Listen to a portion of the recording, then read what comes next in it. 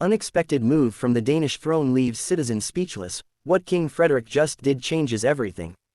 Welcome to B News. What happens when a king makes a decision so unexpected, so unprecedented, that an entire nation falls into stunned silence before erupting into the most passionate debate in a generation?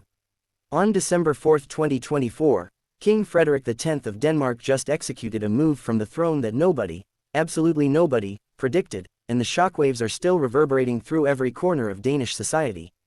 We're not talking about a minor policy adjustment or a ceremonial tweak to royal protocol.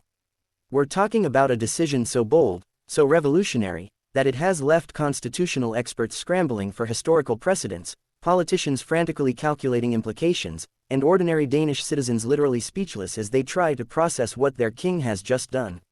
In the hours since the announcement, Denmark has transformed into a nation consumed by a single question: did King Frederik just make the most brilliant move in modern royal history, or did he just sign the death warrant for a monarchy that has endured for over 1,000 years?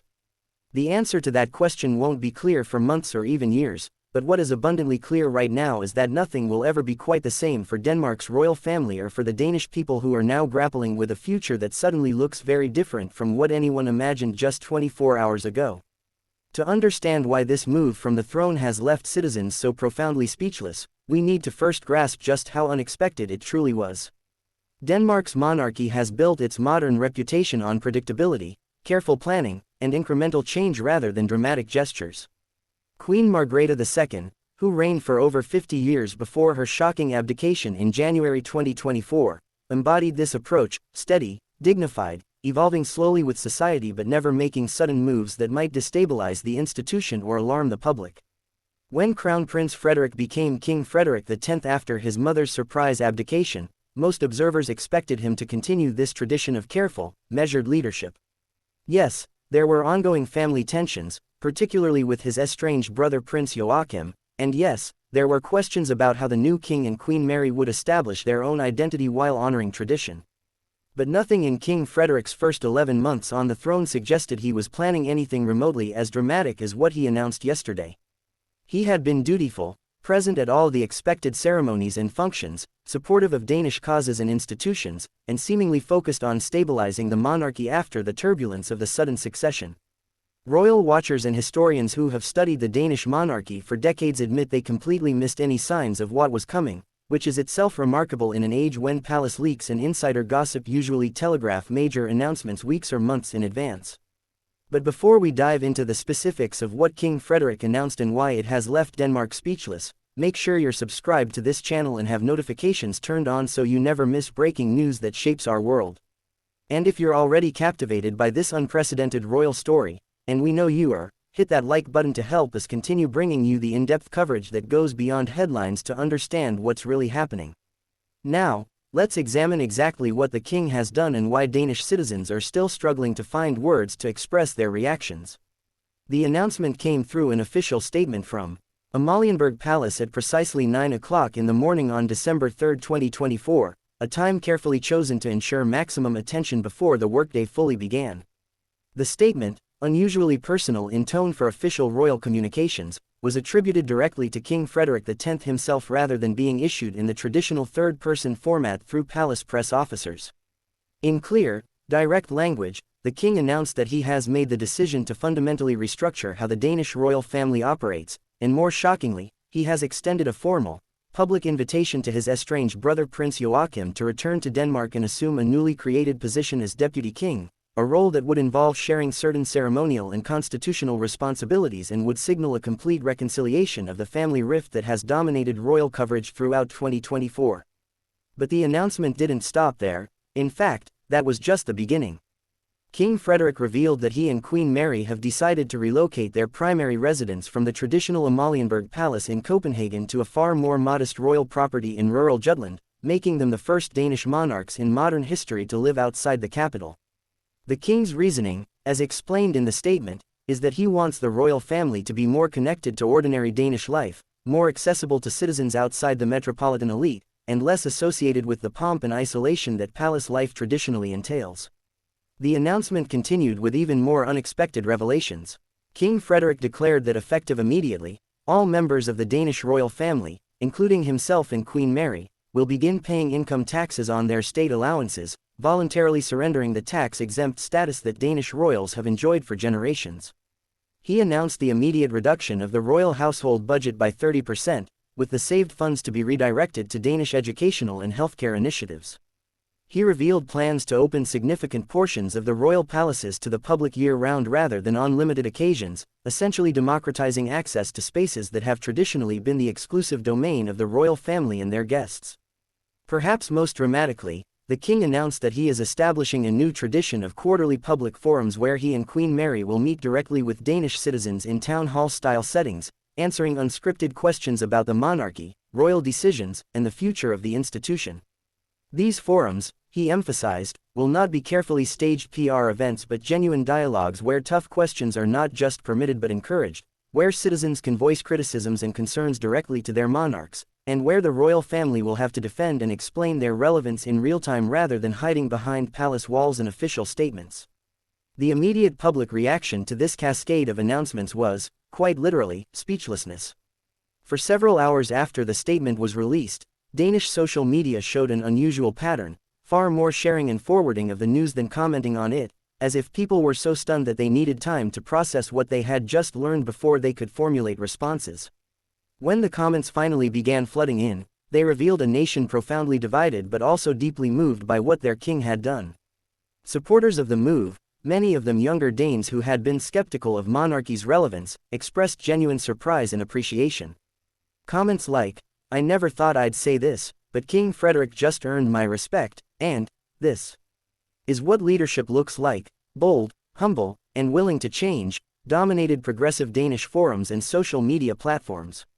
These supporters argued that King Frederik had just done something extraordinary. He had listened to the criticisms that had been building around the monarchy, acknowledged them implicitly through his actions, and demonstrated a willingness to transform the institution rather than defend it in its current form. The decision to invite Prince Joachim back and create a deputy king position was seen as particularly powerful, a public acknowledgement that the family rift had been a mistake and a genuine attempt at reconciliation rather than the continued Cold War that had characterized their relationship throughout the year. However, the opposition to King Frederik's move has been equally passionate and comes from multiple directions with very different concerns. Traditional monarchists, particularly older Danes who revere the institution and its historical continuity, view these announcements as a catastrophic abandonment of everything that makes monarchy meaningful. They argue that by leaving Copenhagen, by paying taxes like commoners, by reducing the royal household to a fraction of its traditional scale, and by submitting himself to unscripted public questioning, King Frederik is essentially destroying the mystique and dignity that allow monarchy to function as a unifying symbol above ordinary politics and daily life. One prominent monarchist commentator wrote that, "A king who acts like a commoner is not a king at all, he's just an expensive elected official we can't vote out." These critics worry that King Frederik is confusing popularity with legitimacy, that he's chasing approval from people who will never truly support monarchy regardless of what concessions he makes, and that in the process he's alienating the core supporters who have sustained the institution through difficult times. There are even suggestions that this move reflects King Frederik's personal discomfort with being king, that he's essentially trying to remake the role into something he can be more comfortable with rather than accepting the responsibilities and limitations that come with the crown. Constitutional experts have added another layer to the debate by pointing out the unprecedented and potentially problematic nature of some of what King Frederik has announced. The concept of a deputy king has no basis in Danish constitutional law or historical precedent. Denmark's constitution specifies the succession and the role of regent when the monarch is incapacitated or absent, but it makes no provision for power sharing or the creation of new constitutional roles without parliamentary approval. Legal scholars are now debating whether King Frederik even has the authority to create such a position, whether it would require constitutional amendment, and what the practical and legal implications would be if Prince Joachim were to accept this role. Does a deputy king have constitutional powers?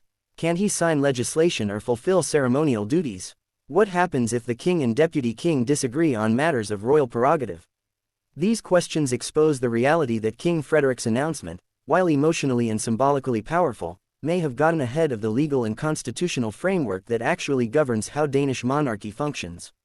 Some experts suggest that the king may have been so focused on the gesture and the symbolism that he didn't fully work through the practical mechanisms for implementing what he's proposed. The political response has been cautious but generally supportive, with most Danish political parties recognizing that King Frederik's move, whatever its flaws, represents a genuine attempt to address criticisms and modernize an institution that many Danes have questioned.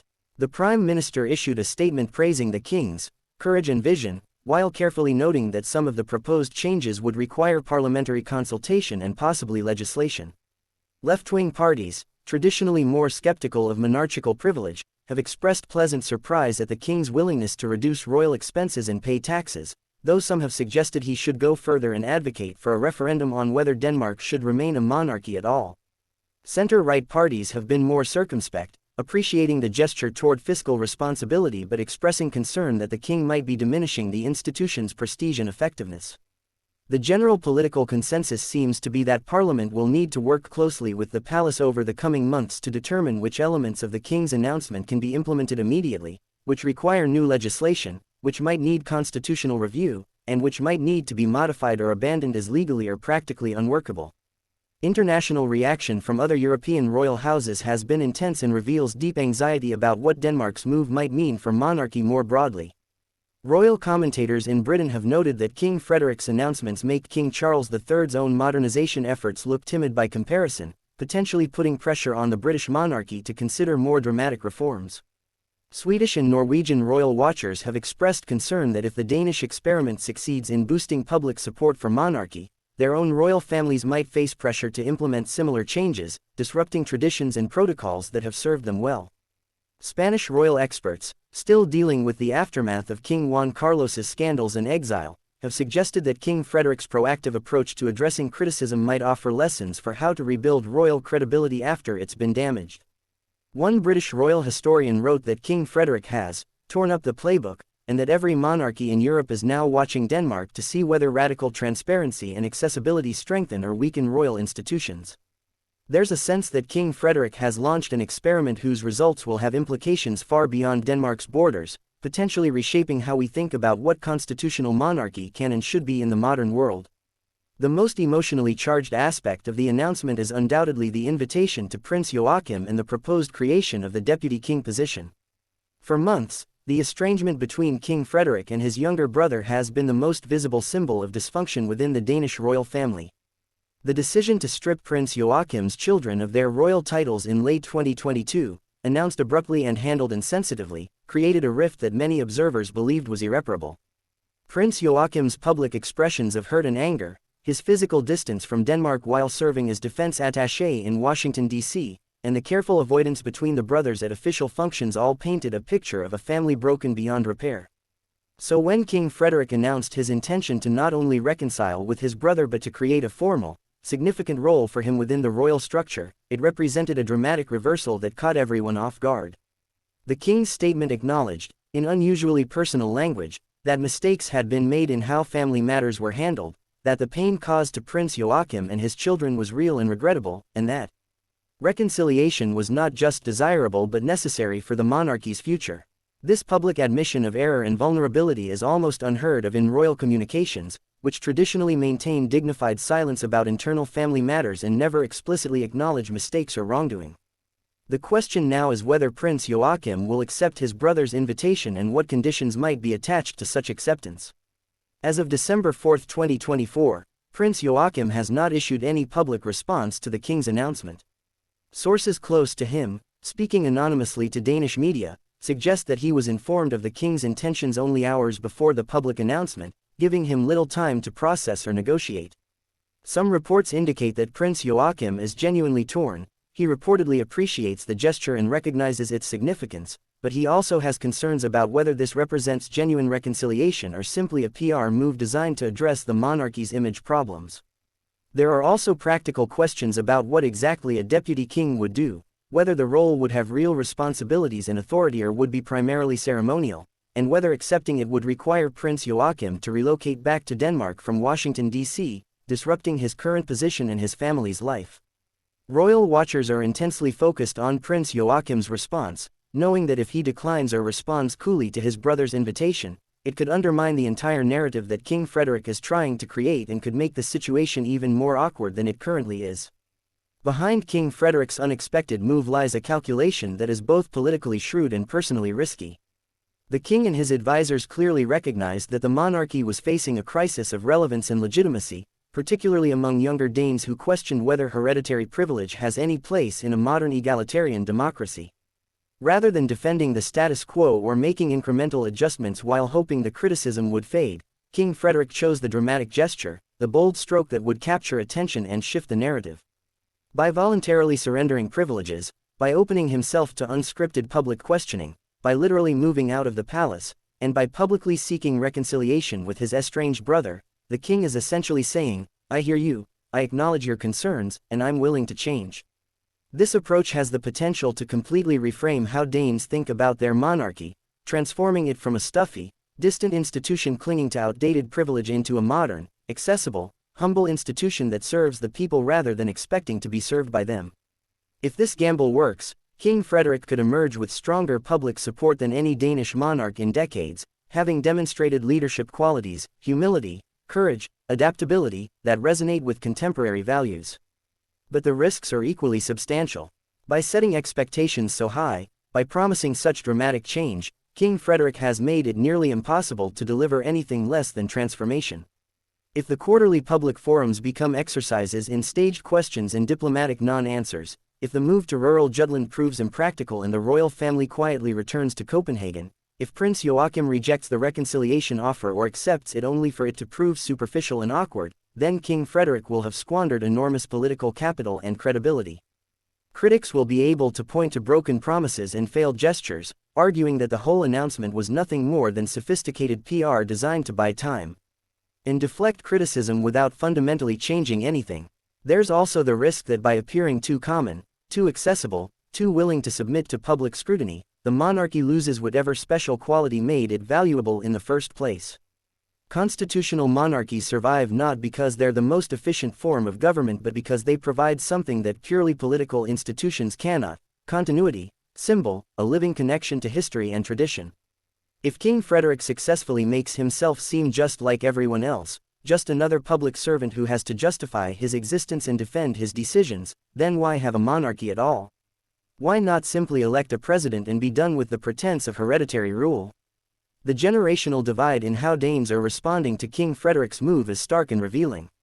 Among Danish citizens under 40, the response has been overwhelmingly positive, with many expressing variations of "finally, a king."